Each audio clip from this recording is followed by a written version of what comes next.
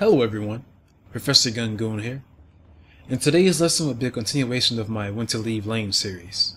In this game I play Aurelia top versus Rengar, and in general, as Aurelia, you usually want to stay in lane until you get your Triforce, and then you just run around the map and kill everyone. Aurelia gets a huge power spike in the mid game from her skills alone, and when combined with Triforce, she becomes an absolute beast. As for Rengar, his entire kit is made for ambushing and assassinating people. He can roam early because he has high base damage due to his empowered abilities, and the stealth from his ultimate. You usually see Rengar as recall once they hit level 6 and gank other lanes. That's it for the pregame analysis. Let's see how it plays out. I'll force Rengar out of lane, and because of that I'm an entire level up on him, so I want to force a trade. I have 3 abilities and he has 2, and as a methodology professor, I know that 3 is greater than 2. So obviously, I'll win. However, I misplay and keep chasing him because I tunnel vision on having the level advantage, and I die for it. This puts me a bit behind, but I'm Aurelia, so I'll still hit my mid-game power spike. So long as I don't make any future mistakes, I should be able to recover. Rengar has a decent lead on me, and if you watch my other When to Leave Lane videos, you know that I stress pressure in the enemy jungle when you're ahead top lane. Taking away jungle counts from the enemy jungle not only pushes you further ahead, but it also puts their jungle behind. The problem here is, he made it way too obvious by going through my tri-bush while I have vision of him. So I'll simply follow him and force him off the red buff. Rengar is still a bit ahead of me, so I can't stop him from pushing the lane up. I also have no problems with it because it's really easy to last it in the tide with Aurelia. He backs off, and because he's Rengar, it's really obvious that he's going to roam. I ping my team back and choose not to follow, and here's why. I am behind, so I want to do everything in my power to at least be on even terms with Rengar. If Rengar chooses to roam, he can no longer pressure me top lane, which means I get free form and experience, which is the most reliable way to come back. It's also hard for me to follow a Rengar that's ahead of me, because he can always just use his ultimate and turn on me instead of using it on Lee and Twisted Fate. And since my flash is down from the Vi gank, it's a risk that I'm not willing to take. If the team listened to my pains and retreated immediately, he'd have wasted his ultimate without getting anything off the roam. I'd also be shoving my minions to his tower to deny him experience. They don't, and Lee dies, but I'm still fine with it. It would only be an issue if Rengar had gotten red buff, but fortunately, Lee didn't have it. It's a good run from Rengar, but it makes a crucial mistake. If he had come to lane right after killing Lee, he wouldn't have missed much experience because I couldn't push fast enough. However, he went back into the jungle in an attempt to get another kill.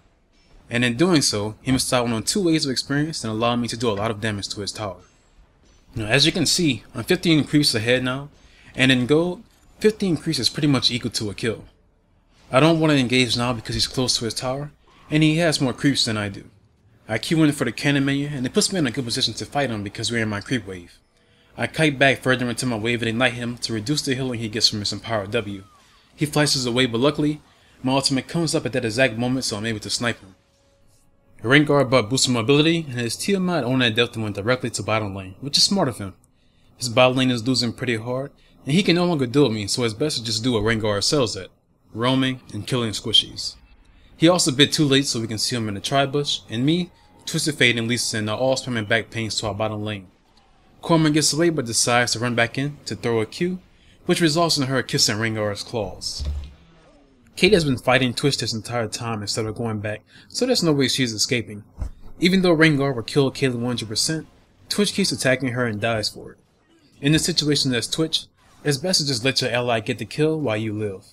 If he didn't die, he would have been able to take the tower and get some freeform, which he desperately needs since he's behind. Obviously, I have no way of stopping Rengar from doing that, so I do what I can do and take the top tower. Now I have 2 options. I can go back top and split push to force Rengar to deal with me, or I can group up with my team and try to force objectives. As someone who gets a huge power spike when purchasing a particular item, you usually want to stay top in form until you can get that item. Then you group up with your team and force objectives because you'll be pretty hard to deal with. As Aurelia, Triforce is that item. However, I feel if I split push top, Rengar will keep roaming and take control of this game. And I can't allow that to happen.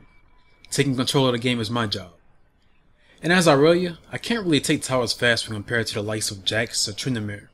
So I do plan on grouping with my team, but let me get this form first. If I went directly to my team instead of clearing top, Twitch would have taken the tower, and all of this form would have gone to the tower. After clearing the wave, I head down for Dragon, because with the 9 and 2 Caitlyn, we have no way of losing unless Rengar bursts it down. Lucky for us, he decides to go for Karma, because she's a bitch. When I arrive, Zyra is low enough on health that a flash Q plus auto attack from me would kill her. But plants are my type and I'd much rather have a little girl on girl action with Syndra. I walk up and stun her, and we learn from Tarek that they can say no when they're stunned. I have 2 points into my ultimate and level 5 Heaton style, so it's pretty easy for me to take out Syndra. It's also really hard for her to run away from me because I have tier 2 boots and Phage. I'm able to get the slow into Twitch after killing Syndra, and my team follows up and finishes him off for the ace. In that exchange, we aced them and only lost our support, which is really good for us, to say the least. Me taking Syndra out the fight allowed us to win that hard, because she wasn't able to smack anyone with her big giant balls. Before all of that happened, we had a 3k gold lead, which is a pretty decent lead for a 17-minute game. However, after that fight, we're ahead by 7k gold, which is huge. I go back with a nice amount of gold and finish my Triforce, while also grabbing a pink ward and upgrading my scanner. Since Rengar is the biggest threat on their team, buying items that reveal invisible targets is pretty important. It'll also allow me to jump on Twitch and stick to him when he stealths. When you're going against assassins who can pick out targets easily, you want to group up to protect your carries. It makes the assassin's job a lot harder because when he goes in, he'll be vulnerable to crowd control. Also, since most assassins are usually squishy, they can be burst down pretty easily. This is why instead of split pushing, I opt to group with my team. So what we want to do now is force fights while pressuring our objectives or catching them out. We're really far ahead, so long as our keyboards and mice work, we should win the fight. Twisted Fate offs on Twitch, but he's able to get away. However, he's really low in health right now, so it's a good time for us to fight. I wait until Lee clears the ward to reveal myself so we can catch them by surprise. However, we fall into Rengar's trap. I guess he is the better hunter. Lee just explodes before anyone can even help out. I stun Rengar, and Twisted Fate changes stun into mine. This kills the Rengar. I don't want to dive onto that backline by myself, but I probably could have been more aggressive and jumped onto Twitch. I dash to Vi to get her off my carries, and with them alive we can chase that backline. Kate flashes but attack moves, so she accidentally shoots the plant instead of Twitch. I'm at 700 health, and we can see Syndra come because we have vision from my minions mid lane, and a ward in the bush. 1 Q and all from her and I'm dead, so I back off. But Caitlyn is a strong, independent woman that don't need no team, so she charges head first. She also hits the ground first. After Caitlyn face tanks Syndra's low for me, I go back in. Unfortunately, my Blade Surge is down, so I had to flash to secure the kill on Twitch. I Blade Surge into Syndra for some more girl on girl action. But apparently she's too exhausted from last time and flashes away. At this point, if I keep chasing, I'll just get kited and die, so I turn and push the lane. I put the pink ward in this area because more than likely, we'll be fighting around here and I always want to have vision on Rengar. Caitlyn gets caught, but I'm able to jump in and demolish Syndra with the help of my team.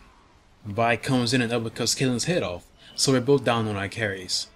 Rengar all sin, but because of my pink ward we have vision of him the entire time, and we're able to kite him. This lets us kill him before he can kill us. Vi apparently thinks it's a good idea to vault breaker into our team. Once in, she realizes she's made a horrible mistake and flashes out. Now I'll be on a high-speed chase. Lee flash Qs into Vi and hits her with the old sweet chin music to the face. The red buff finishes her off, and Twisted Fate stuns Twitch with the gold card. Zyra tries to run as I come to trim those bushes. I'll give her an A for effort, and I'll give her my D for depth.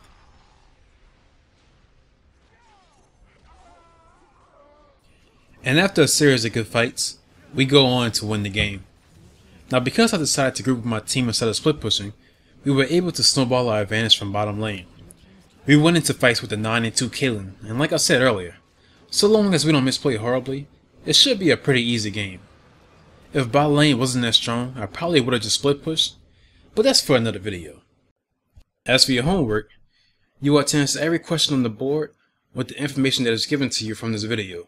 Also, ask yourself a few questions from the board when you're watching a replay or a stream. For example, if you're watching Darius, throughout the game just go through the board and answer the questions. If Darius can 1v1 the enemy laner, then just write yes for that question. Once done, ask yourself if it would be better for him to split push or group, and then observe what he does and why he does it. Like I always say, thinking has never hurt anyone. If you liked the video, be sure to like, subscribe, and check out my other videos. And I hope you learned a few things from this video. Thanks for watching. Professor GonGoon signing out. Peace.